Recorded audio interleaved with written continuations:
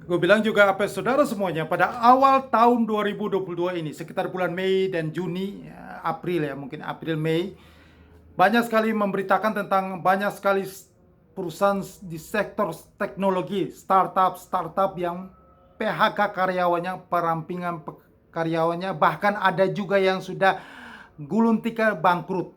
Ya, itu bukan hanya di Indonesia, di seluruh dunia, mulai dari Amerika, China, Eropa dan lain-lain, ya, sampai ke Indonesia, Asia, semuanya, India, segala macam, ya.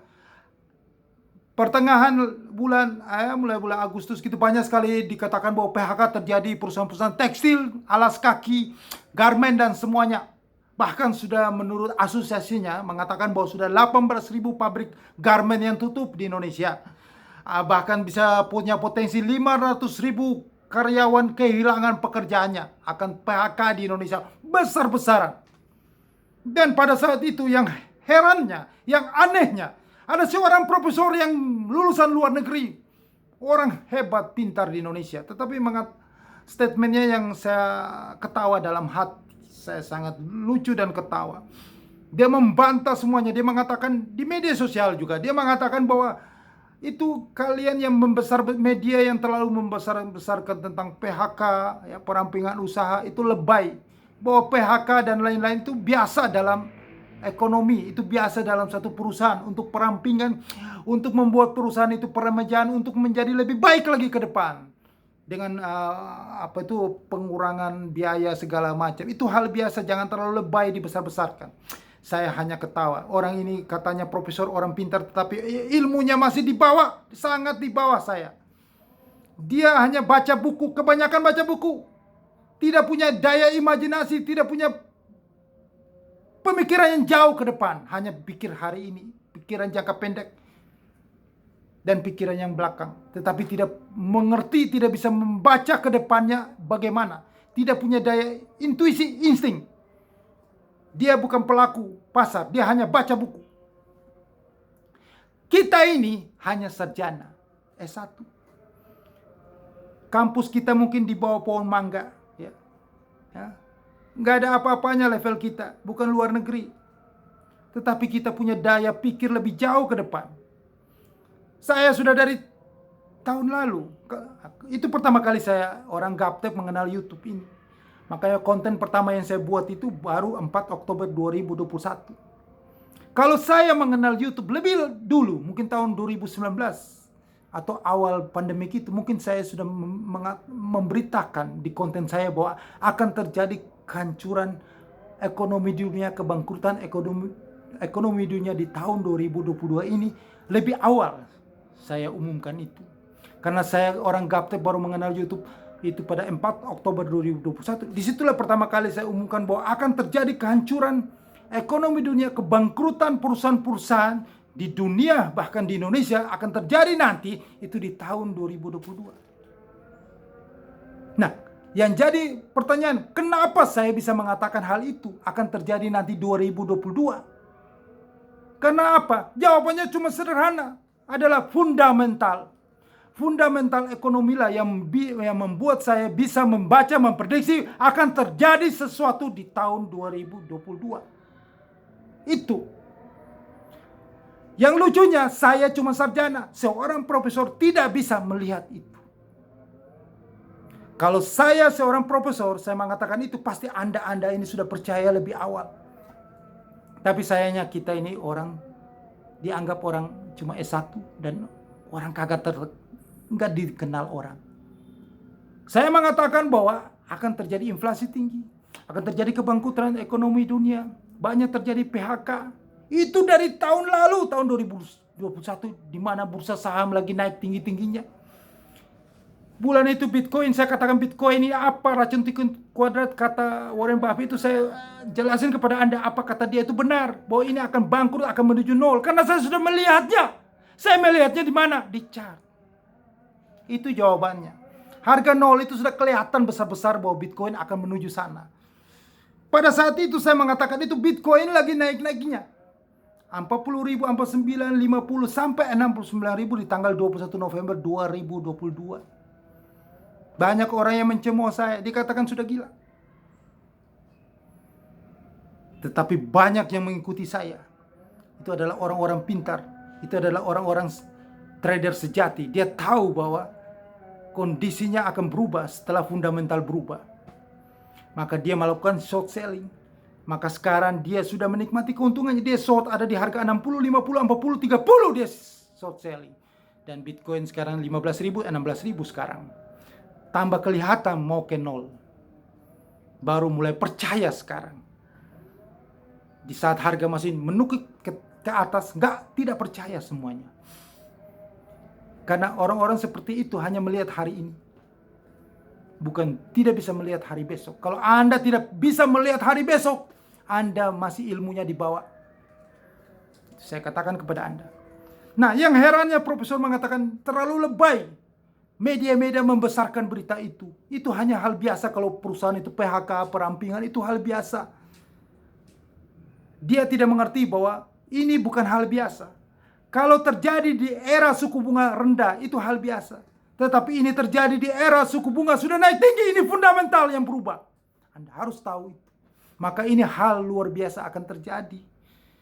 Ini perlu di garis bawahi, ini bahaya. Bahwa akan terjadi semuanya. Fundamentalnya berubah, akan semuanya bangkrut. Dan ini akan merembet, menjalar, berkait-kaitan. Akhirnya semua akan, yang tadi yang setengah-setengah masih sakit-sakit, akan ikut bangkrut semuanya.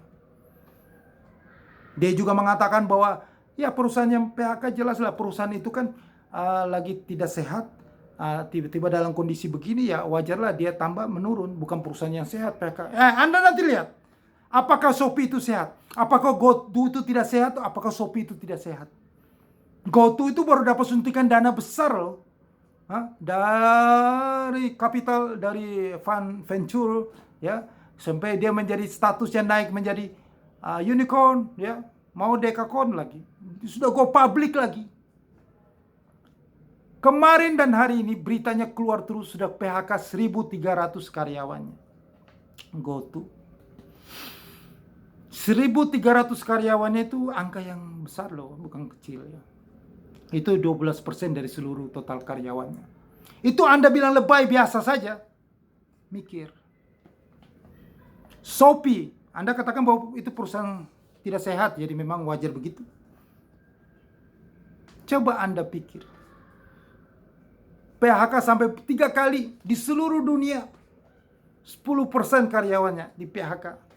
Sampai tanggal 14, ada berita 14 November kemarin, masuk kantor nggak tahu apa-apa, baca email, kamu dipecat. Sakit. Ada sekitar 7.000 karyawan di seluruh dunia di PHK. Anda cari sendiri berita, banyak sekali berita-berita di luar sana, banyak PHK dari perusahaan Microsoft, dari Twitter sudah kosongkan semua karyawannya.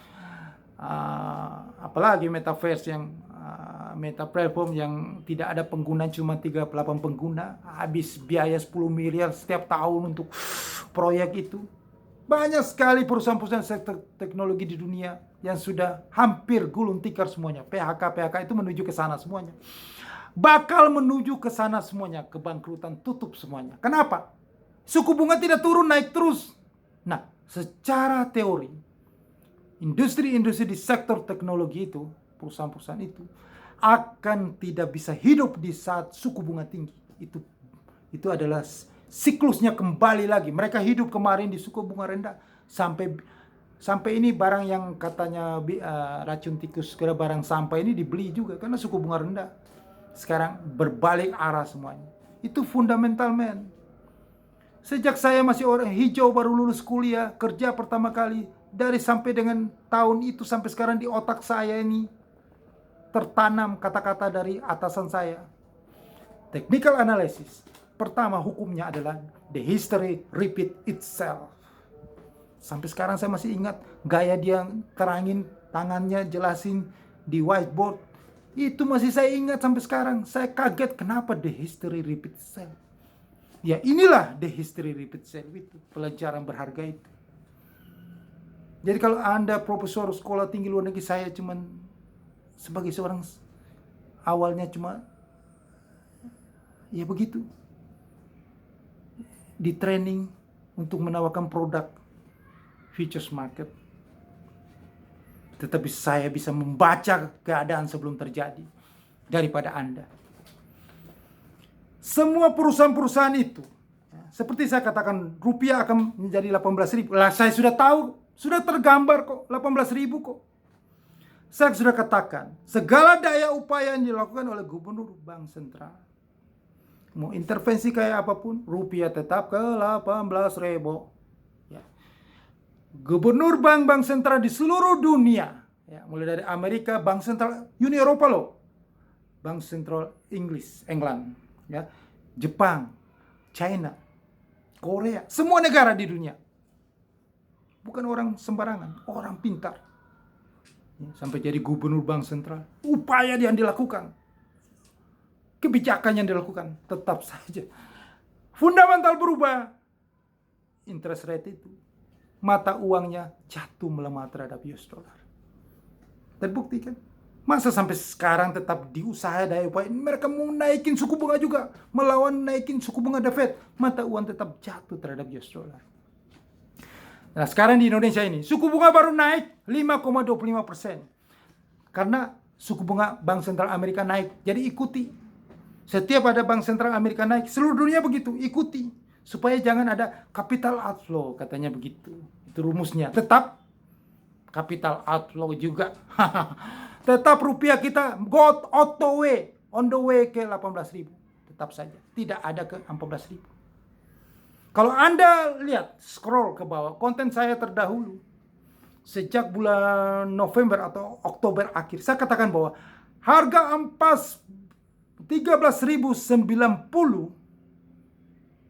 itu adalah harga terakhir yang kita lihat rupiah, harga terakhir, terkuat terakhir.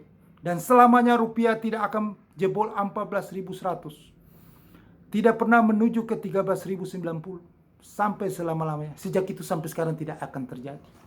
Apalagi ke 10.000. Mimpi tidak akan terjadi. Taruhan. Karena dunia semakin inflasi sudah ada, berubah lagi, harga itu membuat satu keseimbangan baru. Dan nanti kalau rupiah kita sudah jebol 18.000, harga keseimbangan dolar rupiah kita itu di 15.000 terendahnya. 15.000, 18.000. Atau 15.000, 19.000, atau 15.020. Cari keseimbangan baru lagi. Atau mungkin sudah 16.000 ke 20.000. Jadi lupakan 10.000. Maka investasi yang terbaik adalah US dollar. Selamanya harga itu akan naik terus, tidak pernah turun. Begitupun juga dengan emas, logam mulia. Karena dunia akan selalu begitu saja. Berulang terus, inflasi terus. Indeks harga saham gabungan Bursa Efek Indonesia ya udah pasti jatuh ke 3.588. Tunggu waktunya saja. Anda tidak percaya? Buktikan. Dow Jones, Nasdaq belum jatuh, nanti akan jatuh. Akan ada penyesuaian. Di saat kondisi sudah terjadi, yang belum ada, itu namanya keseimbangan. Semua akan sama seimbangnya. Belum terjadi jatuh. Nasdaq belum jatuh, Dow Jones belum jatuh. Nanti akan jatuh. Tunggu tanggal mainnya. Tanggal mainnya apa? Sudah mulai bikin gara-gara. Kita lihat semua itu, dunia itu mengarah ke sana. Jadi yang sudah saya katakan di chart itu sudah benar-benar kebaca akan terjadi. Cuman kondisi belum ke sana, dibikin gara-gara. Ada kebangkrutan perusahaan-perusahaan, bangkrut karena suku bunga terlalu tinggi, inflasi daya beli tidak ada. Terus ada ini satu si bandel Kim Jong Un ini, gatal banget, serang rudal terus, uji coba rudal terus, kayak Amerika, ke Jepang, ke Korea. Ini kan memancing eskalasinya. Kalau Amerika sudah kepala pusing, rezim Kim Jong Un dihancurkan. Akan terjadi perang besar di Asia. Maka itu mempengaruhi bursa saham di Asia jatuh dalam. Begitupun Cina akan menyerang Taiwan. Hati-hati, jangan pikir perang dunia ketiga tidak terjadi. Akan dibuat pelan-pelan. Memang manusia segala daya upaya untuk mencegahnya. Tetapi kekuatan besar setan juga akan berusaha untuk membuat itu terjadi. Kekacauan itu terjadi. Karena itu, gimana ya? Bank-bank sentral aja melakukan intervensi terus. Dari dulu, Bank of England, kita bisa jatuh karena kalah, bisa hancur mata uangnya dari spekulan. Dari dulu, pengalaman 97-98 krisis moneter Asia itu, seluruh mata uang di Asia jatuh. Karena apa? Karena spekulan. Jadi jangan kita melawan kekuatan pasar. Jadi seperti inilah. Kalau pasar tidak menghendaki Bitcoin itu harganya naik, harus jadi nol, maka Bitcoin itu harus jadi nol. Di dunia ini yang kuasai adalah bandar spekulan itu. Pasal pertama, bandar selalu benar. Pasal kedua, market itu mengikuti bandar. Lihat pasal 1. Jadi apa? Jadi waktu profesor itu berbicara seperti itu, saya ketawa. Dia seorang levelnya tinggi, tetapi dia tidak tahu apa yang akan terjadi nanti. Mengatakan fundamental kuat, ekonomi kita kuat. Kuat dari mana? Kalau suku bunga naik-naik terus. Hei, saya dulu waktu awal kuliah sudah belajar bahwa suku bunga naik terus itu tidak baik buat ekonomi. Itu sederhana aja gitu loh. Apakah Anda seorang profesor tidak bisa membaca itu? Suku bunga itu akan naik terus. Sementara masalah rupiah ini tidak turun-turun, tidak menguat-menguat, malah tambah melemah. Ini masalah loh. Masalah. Inflasi makin tinggi. Naikin lagi, inflasi tetap tinggi karena di sana naikin lagi. Amerika sana. Terus akhirnya banyak sekali perusahaan-perusahaan di lokal kita ini yang kekeringan likuiditas, akhirnya perampingan usaha makin tambah bikin susah. PHK karyawan bikin tambah susah daya beli domestik. Uang tambah kering. Akhirnya apa?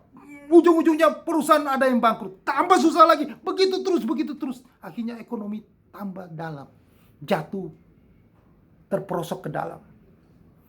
Akan terjadi kebangkrutan besar-besar.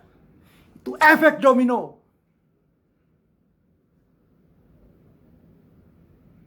Itulah yang akan terjadi. Kenapa gitu loh? Kenapa Anda tidak bisa melihat itu? Hai Anda yang seharusnya Anda lebih pintar dari saya. Anda lebih hebat. Jadi itulah. Beruntunglah saya hadir di sini untuk memberikan edukasi yang berimbang supaya masyarakat Indonesia itu jangan sampai mengalami hal yang luar biasa gawat kerugian. Karena terlalu percaya mereka yang sekolah-sekolah tinggi tetapi tidak mau memberitakan hal yang sebenar-benarnya. Saya salut sama Ibu Sri Mulyani, luar biasa. Tetapi dia disentil, heran saya. Dia mengatakan apa adanya. Itulah ekonom sejati. Salut sama Ibu. Begitulah, karena kita memang mau kalian itu semua rakyat Indonesia jangan mengalami hal yang sudah saya alami. Saya sudah mengalami jatuh bangun di dunia industri ini dengan model-model seperti ini caranya. Jadi kalau sudah ini kan kita belajar dari pengalaman. Orang itu bisa berbicara begitu, bisa tahu seperti itu. Bukan karena sekolah S3, S4, S5, S7, S lilin di luar negeri sampai di angkasa sana, bukan. Karena pengalaman adalah karena jam terbang itu. Guru yang paling berharga itu adalah Anda baca peribahasa, guru filsafat, guru paling berharga adalah pengalaman dia. Bukan sekolah sampai S7 sampai tinggi-tingginya sampai di langit. Bukan, pengalaman, Pak. Kita sudah mengalami itu terus. Kita melihat itu akan terjadi. Makanya kalau saya bilang Bitcoin 0, saya bilang dolar 18.000, ISG ke 3.588, Nasdaq ke 5.000, Dow Jones ke 16.000, itu benar. Tinggal waktu saja yang membuktikannya. Dan banyak perusahaan PHK bangkrut, itu benar. Bukan lebay. Itu benar. Anda saya tidak mengerti. Oke. Semuanya tentunya Anda semua ingin mendapatkan solusinya. Kalau masalah ini diselesaikan dengan obatnya. Obatnya adalah Anda hanya harus masuk ke dalam futures market.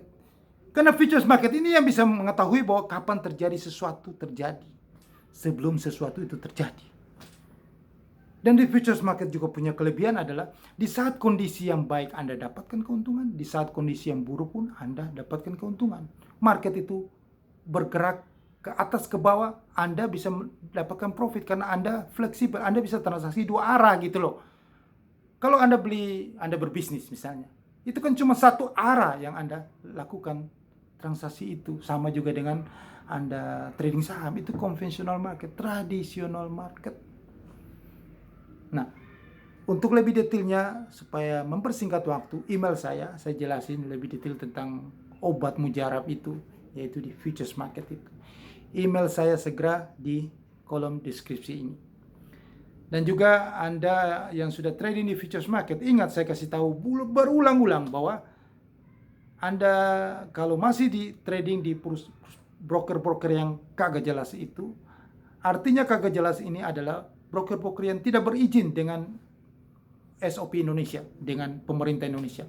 Dia tidak ada lisensi dari Badan Pengawasan Perdagangan Berjangka Komoditi, Bapepti, atau OJK, atau apapun yang dilakukan dia tidak diawasi oleh pemerintah.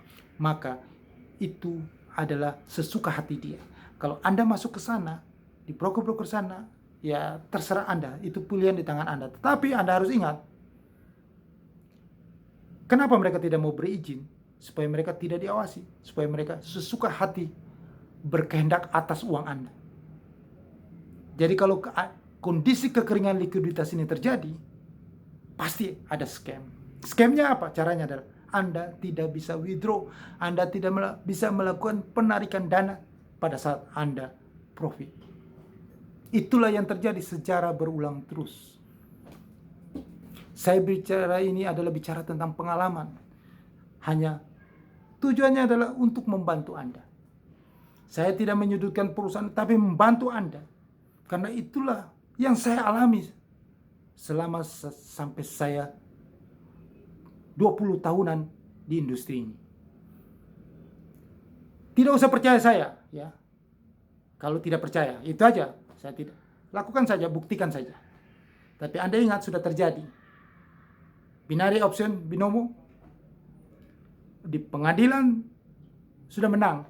Anda capek-capek untuk melaporkan, bawa pengacara, uangnya disita negara, Anda tidak dapat apa-apa. Jangan sampai terjadi hal bodoh seperti itu.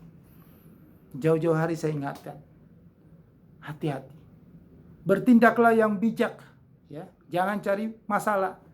Anda di pengadilan menang pun Anda tidak dapat duitnya. Jadi jangan sampai terjadi seperti itu, ya. Bertindaklah yang bijak.